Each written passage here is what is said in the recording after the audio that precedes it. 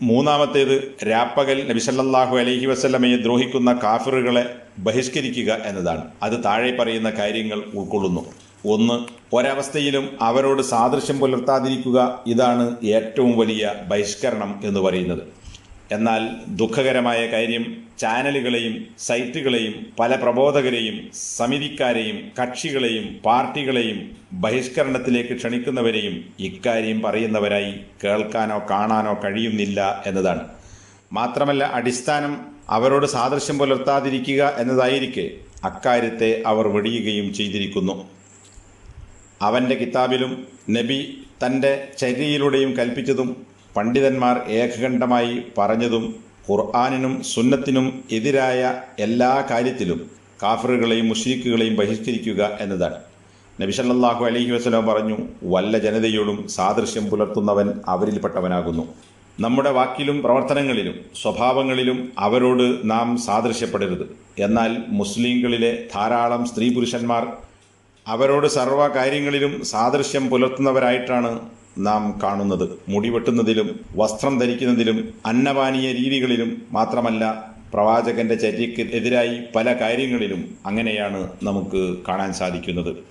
മാത്രമല്ല, മുസ്ലിങ്ങളെന്ന് പറയുന്നവരിൽ തന്നെ ചിലർ ഇസ്ലാമിനെ മോശമാക്കുന്നു. അതോടൊപ്പം ഇസ്ലാമിൻ്റെ ശത്രുക്കളോട് സാദൃശ്യപ്പെടുകയും ചെയ്യുന്നു. കുറച്ചു പേരാണെങ്കിലും അവർ നബി സല്ലല്ലാഹു അലൈഹി വസല്ലമയെയും സഹാബത്തിനെയും ചീത്ത പറയുന്നു. പിന്നെ എവിടെയാണ് ഈ ബഹിഷ്കരണം? സുന്നത്ത് പാലിക്കാതെ അതിനെ പരിഹസിക്കുന്നവരും അക്കൂട്ടത്തിലുണ്ട്. താടി വെക്കുന്നതിനെ, നെരിയാണിക്ക് മീതെ വസ്ത്രം ധരിക്കുന്നതിനെ, സ്ത്രീകൾ പർദ്ദയണിയുന്നതിനെ തുടങ്ങി പലതിനെയും അവർ പരിഹസിക്കുന്നു. അള്ളാഹുവും റസൂലും പണ്ഡിതന്മാരും കൽപ്പിച്ച യഥാർത്ഥ ബഹിഷ്കരണം നാം നടപ്പാക്കുകയും അതിലേക്ക് ജനങ്ങളെ ക്ഷണിക്കുകയുമാണ് വേണ്ടത്. എന്നാൽ ഒലീവും വെണ്ണയും പെപ്സിയും മുളകും ഇതുപോലുള്ള ഉൽപ്പന്നങ്ങൾ ബഹിഷ്കരിക്കുകയും അടിസ്ഥാന വിഷയം കൈയൊഴിയുകയുമാകുന്നു ഈ ആളുകൾ ചെയ്തുകൊണ്ടിരിക്കുന്നത്.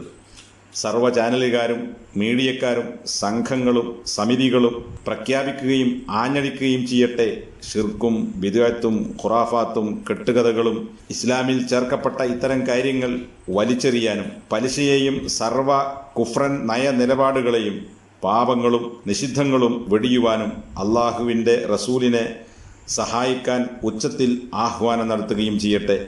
ഇതാണ് ശരിയായ ബഹിഷ്കരണവും നബിയെ സഹായിക്കലും.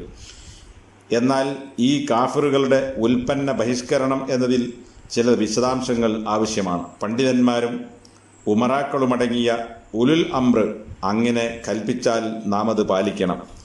അവരാണ് പൊതുവായ ഗുണദോഷങ്ങൾ നിർണയിക്കുന്നത്.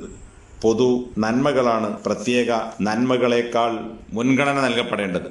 എന്നാൽ ഭരണാധികാരികൾ കൽപ്പിച്ചിട്ടില്ലെങ്കിൽ മുസ്ലിങ്ങൾക്ക് രണ്ടിലൊന്ന് തിരഞ്ഞെടുക്കാൻ സ്വാതന്ത്ര്യമുണ്ട്. ബഹിഷ്കരിക്കാം, പക്ഷേ ജനങ്ങൾക്കിടയിൽ പ്രചരിപ്പിക്കാനും കോലാഹലം സൃഷ്ടിക്കാനും സ്വന്തം അഭിപ്രായം മറ്റുള്ളവരിൽ നിർബന്ധിക്കാനും പാടില്ല.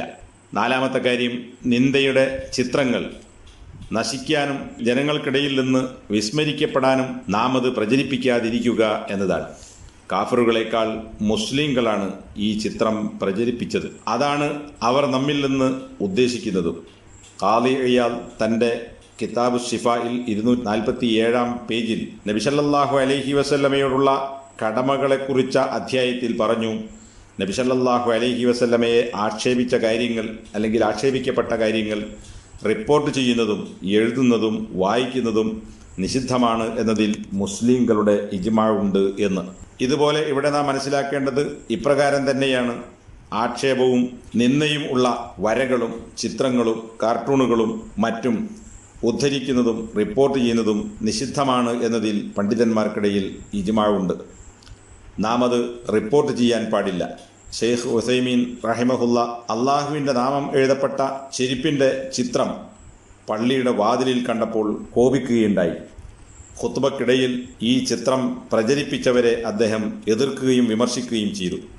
അതിനാൽ നമ്മുടെ പ്രവർത്തനങ്ങൾ ശരീഅത്തിനനുസരിച്ച് വ്യവസ്ഥപ്പെടുത്താനാണ് നാം ശ്രദ്ധിക്കേണ്ടത്. വികാരങ്ങൾ കൊടുങ്കാറ്റുകളാവും. അഞ്ചാമത്തെ കാര്യം, നിഷിദ്ധങ്ങളെ അതിലും കടുത്ത നിഷിദ്ധങ്ങൾ കൊണ്ട് തടയാതിരിക്കുക എന്നതാണ്. ഒരു കവി പറയുകയുണ്ടായി, ഒരു നിഷിദ്ധത്തെ അതിനേക്കാൾ വലിയ നിഷിദ്ധം കൊണ്ട് നീക്കുന്നവൻ ആർത്തവത്തെ ദുർഗന്ധമുള്ള മൂത്രം കൊണ്ട് കഴുകുന്നവനെ പോലെയാണ്. ഇസ്ലാം വിമർശകർ ഉദ്ദേശിക്കുന്നത് മുസ്ലിങ്ങളെ ഇളക്കിവിടാനും അതിലൂടെ ഇസ്ലാമിന് വിരുദ്ധമായ ഭീകരവിരുദ്ധ വിധ്വംസക പ്രവർത്തനങ്ങൾ നടത്താനുമാണ്. ബോംബ് സ്ഫോടനങ്ങൾ, തട്ടിക്കൊണ്ടുപോകൽ, മുസ്ലിങ്ങൾക്കിടയിൽ താമസിക്കുന്ന അവിശ്വാസികളായ ആളുകളും മുസ്ലിങ്ങൾക്കിടയിൽ നിർഭയത്വത്തോടെ കഴിയുന്ന അല്ലെങ്കിൽ അവരുടെ നിർഭയത്വം തേടിയിട്ടുള്ള ആളുകളെയും വധിക്കൽ തുടങ്ങിയ കാര്യങ്ങൾ. ഇതിലൂടെ യൂറോപ്പിലും മറ്റും മുസ്ലിങ്ങൾക്കെതിരിൽ നേട്ടം കൊയ്യലുമാണ് അവർ ഉദ്ദേശിക്കുന്നത്. യഥാർത്ഥത്തിൽ യൂറോപ്പിൽ മാർച്ച് നടത്തിക്കൊണ്ടിരിക്കുന്ന ഇസ്ലാമിന് മുന്നിൽ പ്രതിബന്ധങ്ങൾ സൃഷ്ടിക്കുവാൻ അവർക്ക് കഴിഞ്ഞിട്ടില്ല എന്നത് ഒരു വസ്തുതയാണ്. അവിടെയുള്ള വലിയ ചർച്ചുകളും അതുപോലെ തന്നെ പോപ്പുമാരും അവരുടെ വാർഷിക സമ്മേളനങ്ങളിലും മറ്റും ഇസ്ലാം വരുന്നു ശക്തിയോടെ, നിങ്ങൾ ഞങ്ങളെ രക്ഷിക്കൂ എന്ന് അട്ടഹസിക്കുകയാണ്. പഠനങ്ങളും ഗവേഷണങ്ങളും സ്ഥിരീകരിക്കുന്നത് യൂറോപ്പിൽ അതിവേഗം ജനങ്ങൾക്കിടയിൽ പ്രചരിക്കുന്ന മതം ഇസ്ലാമാണ് എന്നതാണ്. നിലവിളിയുടെ ഉയർച്ച വേദനയുടെ കാഠിന്യത്തെ കുറിക്കുന്നു എന്നത് ഒരു സത്യമാണ്. ഇസ്ലാമിനോട് അവർ യുദ്ധം ചെയ്താൽ ഇസ്ലാം ശക്തമാകും, ഇസ്ലാമിനെ അവർ ഉപേക്ഷിച്ചാൽ ഇസ്ലാം വ്യാപിക്കും എന്നതും നാം മനസ്സിലാക്കേണ്ടതുണ്ട്.